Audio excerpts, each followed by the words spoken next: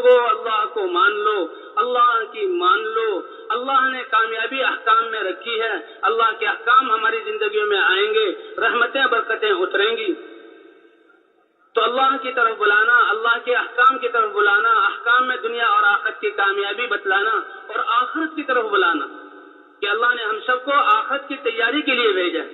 اس لیے کہتے ہیں جماعتوں میں نکل کر بھی لوگوں کے پاس جائیں تو ان کے دنیا کے حالات اور دنیا کی مصائب اور دنیا کی پریشانیوں سے متاثر نہ ہوں، آخرت کے حالات اور آخرت میں آنے والی پریشانیاں ان کو اتنا ذکر کریں کہ وہ دنیا کی پریشانی کو بھول کر آخرت کی مصیبتوں سے بچنے کا فکر ان کے دل میں آ جائے۔ اسے کہتے ہیں اللہ کے راستے میں نکلنے والی جماعت جو نکلی ہوئی ہے اس کی قربانی کا اثر ہوگا۔ اس لیے ہر شخص داعی بھی ہو اور ہر شخص اللہ کے احکام کو سیکھنے والا، دوسروں کو سکھانے والا بھی ہو، ہر شخص اپنی عبادات پر محنت کرنے والا، نماز کہتے ہیں ساری دنیا کی طاقتیں، افراد اور اصلاح جب جمع ہو جائیں، حکومتیں جمع ہو جائیں، وہ سب جمع ہو کر وہ نہیں کر سکتی جو مسلمان اپنی 2 رکعت کے ذریعے اللہ سے کروا سکتا ہے۔ وَاسْتَعِينُوا بِالصَّبْرِ وَالصَّلَاةِ، کرنے والی ذات اللہ کی ہے، اللہ کی مدد طلب کرو اللہ کے دین پر جمنے کے ساتھ، اور اس دین پر چلنے میں جو مشقتیں آئیں ان پر صبر کرنے کے ساتھ اور نمازوں کے ساتھ۔ جی ہاں، نماز کے ساتھ، ہر حال میں نماز کی طرف۔ حضرت عبداللہ ابن عباس رضی اللہ عنہما اب جا رہے ہیں سفر میں، جاتے ہوئے پتہ لگا، ایک روایت میں ہے کہ بیٹے کے موت کے انتقال کی خبر آئی، اور ایک روایت میں بھائی کے انتقال کی خبر آئی۔ سواری کو ایک طرف کیا اور کھڑے ہوئے اور 2 رکعت نماز پڑھی اور کہا ہم نے وہ کیا جو اللہ نے حکم فرمایا ہے، وَاسْتَعِينُوا بِالصَّبْرِ وَالصَّلَاةِ۔ تو مسلمان تو ہر حال میں اللہ کے امر کو دیکھتا ہے، یہ کامیابی ہے۔ کامیابی اللہ کے امر کو پورا کرنے میں ہے، چاہے جان چلی جائے۔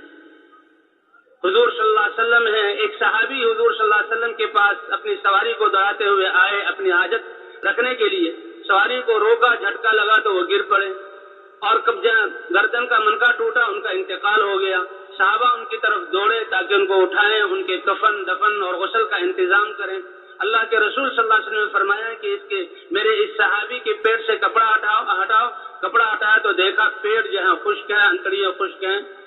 تو صحابہ کرام حیران ہوئے کہ اے اللہ کے رسول، آپ کو کیسے احساس ہوا کہ بھوک کی حالت میں اس کو موت آئی؟ فرمایا اس کی روح کے نکلتے ہی میں نے دیکھا کہ جنت کی حوریں جنت کا کھانا لے کر آ گئی ہیں اور اس کے منہ میں لقمہ دے رہی۔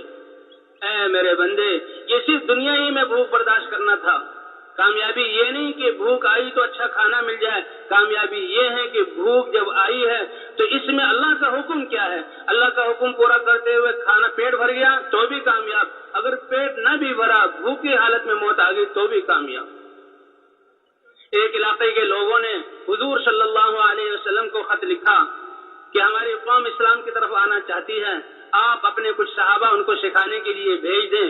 آپ نے ایک قاریوں کی جماعت تیار کی اور ان پر ایک امیر مقرر کیا اور خط لکھا، دیکھو تمہارے بلانے پر میں ان کو بھیج رہا ہوں اور دیکھو ان کا خیال کرنا۔ اور حضور صلی اللہ علیہ وسلم نے خط دے کر بھیجا۔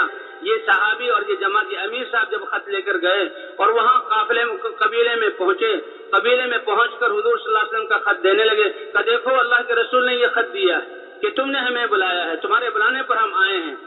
اور عرب تو اپنے وعدے کا پاس رکھتے تھے کہ وہ کھڑے ہو کر بات کر رہے ہیں کہ اس سردار کے بھتیجے نے پیچھے سے نیزہ اٹھایا اور ان کی کمر میں زور سے مارا اور وہ نیزہ جو ہے کمر سے داخل ہو کر پیٹ کی طرف نکل گیا اور خون کی فوار اٹھی۔ ان صحابے نے دیکھا کہ بھی اللہ کے راستے میں مجھے شہید کیا گیا، خون کو اپنے ہاتھ میں لے کر منہ پر ملا اور کہا فزت ورب الکعبہ، رب کعبہ کی قسم میں کامیاب ہو گیا۔